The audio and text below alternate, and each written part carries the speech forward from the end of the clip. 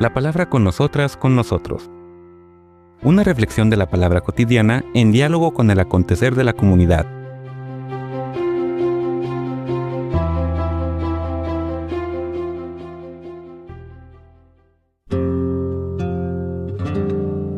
Hola, buenos días. Bienvenidas, bienvenidos a la palabra con nosotras, con nosotros. Seguimos comentando, recorriendo, tratando de profundizar, aprovechar de esta manera como el Espíritu nos transmite elementos fundamentales de la verdad con mayúscula para que entendamos nuestra dignidad y a lo que Dios nos invita y para lo que nos capacita, tal como lo vemos en esta primera carta del apóstol San Pedro. En el capítulo 1, a partir del versículo 13, el autor empieza a describir lo que podríamos llamar los frutos de quien vive ese encuentro con Cristo del que hablábamos ayer, quien ha sido sanado por el amor infinito de Cristo, que se concreta en asumir sobre sí las consecuencias de nuestro pecado, empieza a ver cómo su sensibilidad cambia. Y al cambiar esa sensibilidad, su manera de interactuar con el mundo también se va transformando. Habría que decir que empieza por cambiar la manera como se trata a sí mismo, a sí misma. Vamos a ir leyendo algunos de estos versículos a partir del versículo 13 para después irlos comentando. Nos dice el autor: Por lo tanto, tengan listo su espíritu. Vivan sobriamente y confiadamente esa gracia que se les concederá cuando se revele Jesucristo. Como hijos obedientes, no vivan de acuerdo a los deseos de antes, cuando vivían en la ignorancia. Por el contrario, como el que los llamó es santo, sean también ustedes santos en toda su conducta. Porque así está escrito: sean santos porque yo soy santo. Palabra de Dios. Pues vemos como el autor, ya comentábamos, va subrayando esta transformación que es natural en quien va viviendo cada vez más en relación, en comunión con el Señor Jesús, lo que se traduce en una sanación, llamémosle así, de su corazón, de su sensibilidad, y eso le lleva a dejar atrás prácticas, actitudes que en vez de construir, destruyen. Va dejando atrás una vida centrada en el ego para abrirse a una vida movida, sustentada por el amor, ¿no?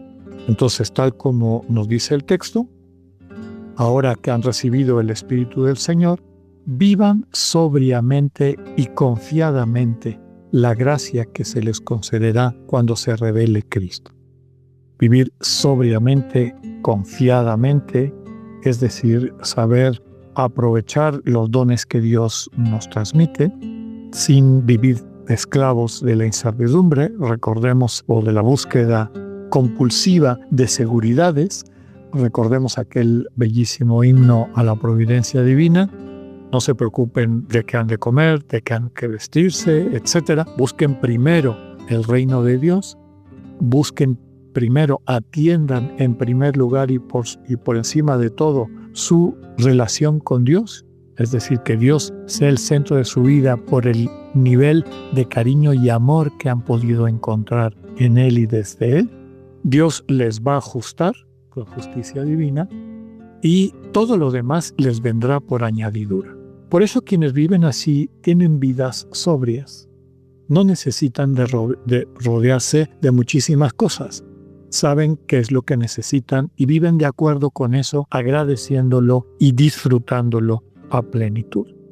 La sobriedad y esta confianza, tal como nos transmite el versículo 13, van de la mano. Como hijos obedientes, dice, como hijos que entienden, se dejan modelar, se dejan enseñar por el Padre, aquel que nos va mostrando el camino hacia la vida plena. Ya no viven de acuerdo a estos vicios, a estos deseos, a los caprichos del ego que les tenía esclavizados. Por el contrario, están llamadas, desde luego que la carta, siendo un texto inspirado, pues está dirigida también a nosotras y nosotros. Todas y todos quienes queremos seguir al Señor Jesús vamos experimentando este llamado a la santidad, a la perfección, como se solía llamar. Recordemos que el Señor Jesús nos mostró que la santidad de Dios no tiene que ver con algunas de estos referentes de pureza con el que lo interpretaba la mayor parte del judaísmo piadoso de la época, porque esa es una tentación del ser humano, el objetualizar el camino religioso.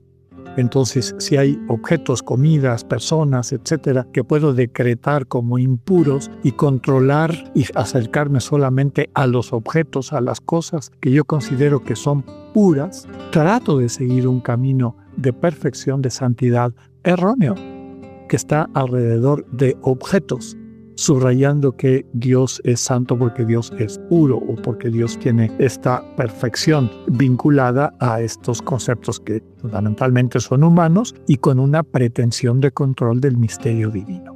En el Evangelio se recupera, es decir, se vive a plenitud la revelación de que la perfección de Dios, su santidad, está centrada en el amor, en su misericordia. Sean perfectos como su Padre Celestial es perfecto, dice Mateo. Y Lucas lo interpreta, lo profundiza y lo describe. Lucas cambia esa expresión diciendo, sean misericordiosos como su Padre Celestial es misericordioso. Entonces, la invitación a la santidad es una invitación a la misericordia. El Señor nos llamó a ser santos, es decir, a ser benevolentes, a buscar el bien de los demás, a tratar de construir sociedades donde todas las personas se sientan acogidas, puedan vivir a plenitud su dignidad de hijas, de hijos de Dios, con todo lo que eso implica. En eso consiste la santidad. Y es la referencia a la que hace el autor cuando cita el Salmo 28. Sean santos porque yo soy santo. Sean misericordiosos, aprendan de mí que soy misericordioso. A partir del versículo 17 sigue profundizando esta invitación o esta explicación de por qué la conducta del creyente, quien vive en comunión con Cristo, va cambiando, se va transformando para bien. Nos dice el autor: y si llaman Padre al que no hace diferencia entre las personas y juzga a cada uno según sus obras, vivan con respeto durante su permanencia en la tierra. No olviden que han sido liberados de la vida inútil que llevaban antes, imitando a sus padres, no con algún rescate material de oro y plata, sino con la preciosa sangre de Cristo, Cordero sin mancha ni defecto, predestinado antes de la creación del mundo y revelado al final de los tiempos en favor de ustedes. Nuevamente subraya esto que va cambiando, esta nueva actitud del cristiano, el cristiano que no hace diferencia entre personas, lo dice con mucha claridad, el amor divino que es infinito e incondicional va creciendo en el corazón del creyente, en quien va viviendo en comunión con Dios y por eso no hace diferencia en las personas, ni juzga. Se vive con respeto, no con maltrato, subrayando la importancia o recordándoles que puedan tomar conciencia de cómo han sido liberados de una vida inútil, que aunque pudiera tener algunos de estos placeres o satisfactores temporales, al final del momento, en la hora de la verdad, cuando se hacía realmente un balance honesto de cómo la gente iba desarrollando su vida, pues se daban cuenta que estaba vacía. Y este vacío porque no habían encontrado el amor. Lo que nos lleva al amor es la relación con Cristo. Y como nos dice el texto, no han sido rescatados, es decir, no han sido sanados, no han sido liberados pagando un precio de plata y oro, sino que lo que les sana es este amor de Cristo, concretado en su entrega en la cruz. Como a través de este amor llevado hasta las últimas consecuencias, asumiendo lo que nos hace daño, destruyéndolo con su muerte, nos abre la posibilidad de alcanzar la vida plena que Él nos muestra a través de su resurrección. Seguiremos comentando este primer capítulo de la primera carta de Pedro. Que tengan un buen día. Dios con ustedes.